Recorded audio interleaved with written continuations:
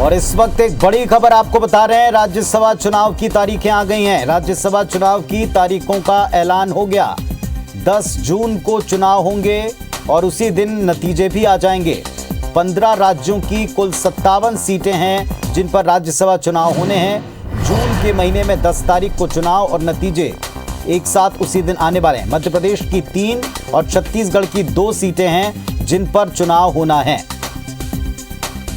तो इस वक्त की एक बड़ी खबर आपको बता रहे हैं, राज्यसभा चुनाव का कार्यक्रम आ चुका है। मध्य प्रदेश की 3 और छत्तीसगढ़ की 2 सीटों समेत जो 57 कुल मिलाकर सीटें हैं 15 राज्यों की, इन पर 10 जून को ही चुनाव होगा और 10 जून को नतीजे भी आ जाएंगे।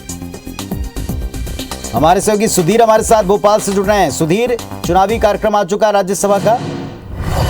देखिए, बात करें तो देश की 15 राज्यों की कुल 57 सीटें हैं जिन पर राज्यसभा के चुनाव होने हैं और 29 जून को ये कार्यकाल खत्म हो रहा था। उससे पहले ही चुनाव आयोग ने अपनी चुनाव की तारीखों का ऐलान कर दिया है। और खासकर अगर बात करें तो मध्य प्रदेश के लिहाज से और छत्तीसगढ़ के लिहाज से इन सीटों पर चुनाव होने हैं। मध्य प्रदेश की 3 सीट, जिसमें अगर बात करें तो विवेक तनखा कांग्रेस के सांसद, इसके अलावा जो मोहम्मद जो अकबर है, एमजी अकबर राज्यसभा के सांसद थे, पूर्व केंद्रीय मंत्री, उनका कार्यकाल 29 जून को खत्म हो रहा है। और संपत्ति या उइके जो मध्य प्रदेश से राज्यसभा की सांसद थी, उनका कार्यकाल 29 जून को खत्म हो रहा है। इन तीनों सीटों पर चुनाव मध्य प्रदेश में कराए जाएंगे। वहीं पर अगर छत्तीसगढ़ की बात करें तो छत्तीसगढ़ पर छाया वर्मा और रामविचार नेताम, इनका भी कार्यकाल 29 जून को खत्म हो रहा है। यहाँ पर राज्यसभा के चुनाव की तारीखों का अगर बात करें तो तमिलनाडु के अंदर 6 सीटें, कर्नाटक के अंदर 4 सीटें, उड़ीसा के अंदर 3 सीटें, महाराष्ट्र के अंदर 6 सीटों पर, पंजाब के अंदर 2 सीटों पर, राजस्थान में 4 सीटों पर और उत्तर प्रदेश के अंदर 11 सीटों पर राज्यसभा के चुनाव होने हैं। उत्तराखंड में 1, इसके अलावा अगर बात करें तो बिहार के अंदर 5, झारखंड में 2, हरियाणा में 2 सीटों पर राज्यसभा के चुनाव कराए जाएंगे और आंध्र प्रदेश में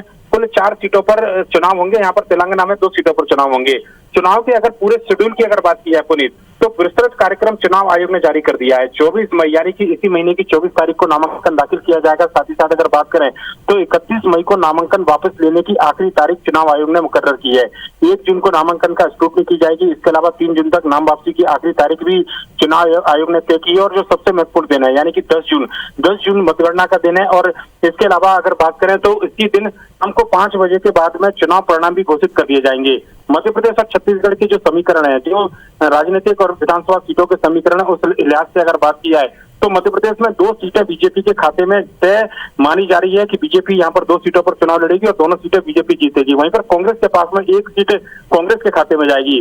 नामों को लेकर अंतिम निर्णय दोनों जगह पर केंद्रीय नेतृत्व को करना है। हालांकि कई नामों की चर्चा राज्यसभा चुनाव के लिए मध्य प्रदेश से चल रही है। अगर बात की जाए तो विवेक तनखा या तो फिर रिपीट होंगे, उनकी जगह पर अरुण यादव और अजय सिंह के नाम की भी चर्चा की जा रही है। वहीं पर बीजेपी के दोनों सीटों की बात करो तो माना जा रहा है कि एक नाम केंद्रीय नेतृत्व से केंद्रीय मंत्री का दिया जा सकता है, क्योंकि कई ऐसे मंत्री हैं जिनके कार्यकाल जो है वो खत्म हो रहा है।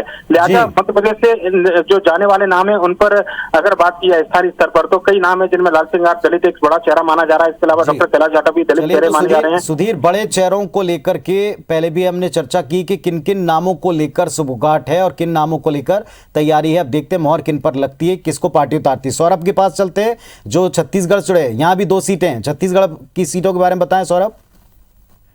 बिल्कुल, देखिए, छाया वर्मा और रामविचार नेताम, ये जो है राज्यसभा सदस्य, इनका पूरा कार्यकाल जो है पूर्ण हो चुका है। 29 तारीख को पूर्ण हो गया। इससे पहले की आपको याद होगा सदन में प्रधानमंत्री नरेंद्र मोदी और वेंकैया नायडू ने जो है सभी को एक विदाई संदेश दिए थे। उसमें स्पष्ट रूप से उन्होंने सभी राज्यसभा के जो सांसद है उनके कार्यकाल को बेहतर बताया था। और निश्चित रूप से छत्तीसगढ़ में जिस हिसाब से 71 सीटें हैं कांग्रेस के पास, तो दोनों सीटें जो हैं कांग्रेस को जाएगी, क्योंकि अभी वर्तमान में रामविचार नेताम बीजेपी के हैं, छाया वर्मा कांग्रेस की हैं।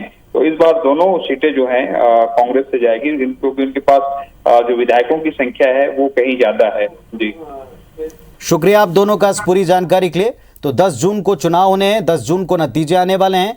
3 सीटें मध्य प्रदेश की हैं, 2 सीटें छत्तीसगढ़ की हैं। और अगर सीटों और पार्टियों के लिहाज से देखें तो मध्य प्रदेश में 2 सीटें बीजेपी के पास जाना तय दिख रही हैं और इधर छत्तीसगढ़ में भी कांग्रेस पार्टी की सीटों पर तैयारी है।